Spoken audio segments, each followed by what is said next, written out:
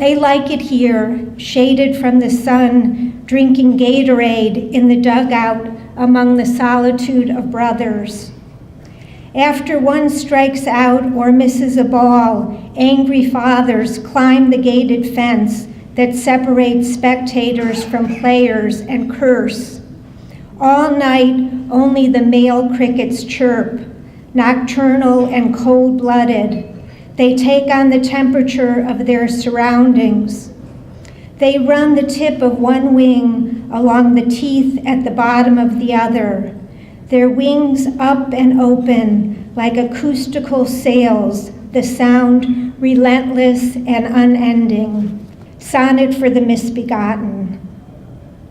The surfers are on deck in black diving penguin suits, fins on their feet, surfer school for the youth of the rich set, determined to catch a wave while somewhere less pristine, another suffers from inner unrest.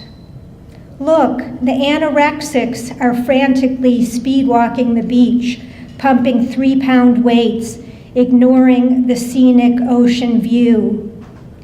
At last evening's barbecue, we discussed our boys, dyslexic, attention deficient, prone to depression.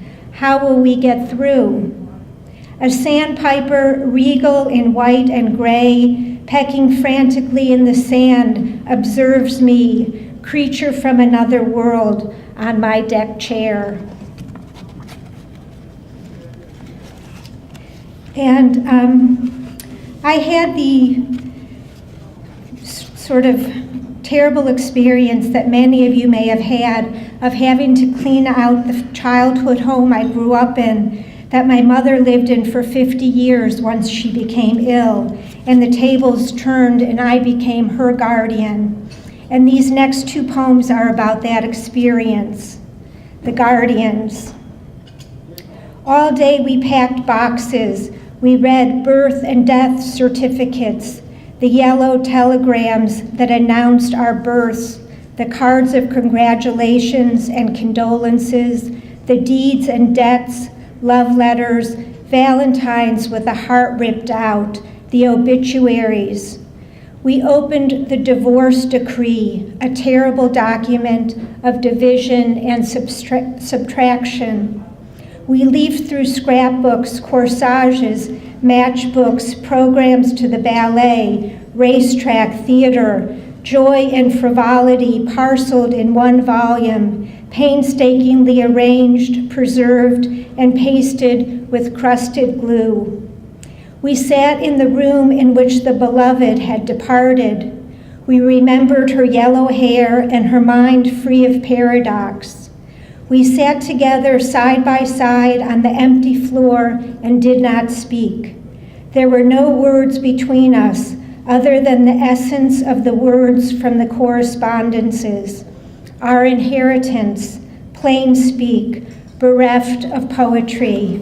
And here's a companion to that poem. This is called Red Rover. I wonder how many of you played that childhood game of running, the two teams line up on each side of the lawn, and you call one of the teammates over and they have to break through the chain of hands. And me and my sisters and the neighborhood children played this game. Red Rover. We take our last walk, walls stripped of portraits, warped mirrors, dressing tables, and the grandfather clock with its stoic face and elaborate, gentle fingers. For years, we struggled to break free of the closeness of rooms, the obligation of birth order, the metaphysics that bind one element to the other, as if we were still wild girls playing Red Rover in the garden, breaking through a chain of linked hands. This last poem is called Daylight Savings, and you'll discover why I really don't like it. Daylight savings time. Daylight savings.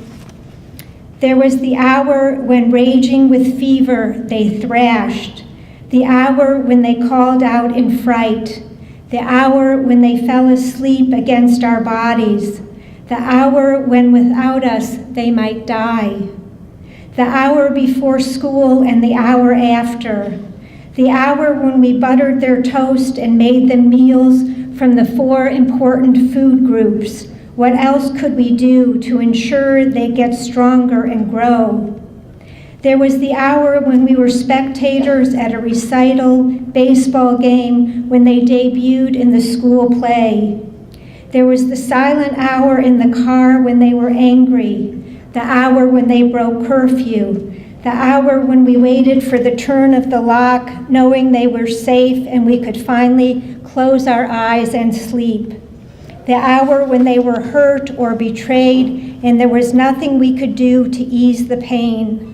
There was the hour when we stood by their bedsides with ginger ale or juice until the fever broke.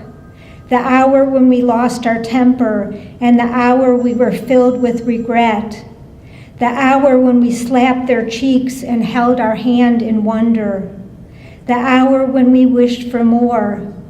The hour when their tall and strong bodies, their newly formed curves and angles in their faces and Adam's apple surprised us. Who had they become?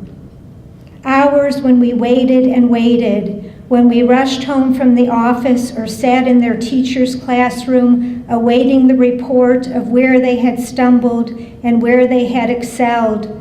The hours when they were without us, the precious hour we did not want to lose each year, even if it meant another hour of daylight.